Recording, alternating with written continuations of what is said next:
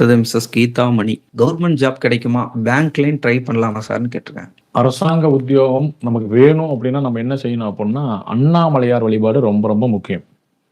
அண்ணாமலையார அஸ்வினி நட்சத்திரம் வரக்கூடிய நாட்கள்ல, அதாவது முதல் நாள் வந்து நம்ம அங்க போயிரணும். இரவு முழுவதும் என்ன செய்யணும் அப்படின்னா, அந்த அண்ணாமலையாருடைய ஆலயத்துல படுத்திருக்கணும். அதிகாலை பிரம்ம முகூர்த்த வேலையில அண்ணாமலையார போய் தரிசனம் பண்ணிட்டு, கோபூஜையில கலந்துக்கிட்டு 3 அஸ்வினி நட்சத்திரம் போய் வழிபாடு செஞ்சுட்டு வந்தீங்க அப்படின்னா, அரசாங்க உத்தியோகத்துல இருக்கக்கூடிய தடைகள் நிவர்த்தியாகி ஈஸியா வந்து நீங்க வந்து கவர்மெண்ட் ஜாபுக்கு ட்ரை பண்ணி அந்த ஜாப் வாங்கிடலாம். கிரிவலம் சுத்தி வந்துட்டு கோயில்ல படுத்துருங்க.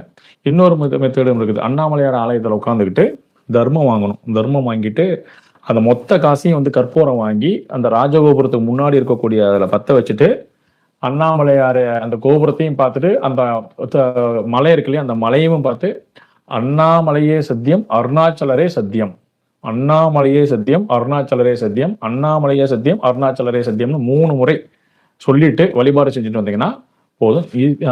கவர்மெண்ட் ஜாப்புக்கான வாய்ப்புகள் இருந்துச்சுன்னா நிச்சயமாக கிடைக்கும். 3 அஸ்வினி நட்சத்திரம் தொடர்ந்து போயிட்டு வரணும். போயிட்டு வந்து நான் சொன்ன மெத்தட்ல பண்ணீங்கன்னா கண்டிப்பா கவர்மெண்ட் ஜாப்ல தடைகள் இருந்தாலும் ஆட்டோமேட்டிக்கா கிடைக்க ஆரம்பிச்சோம்.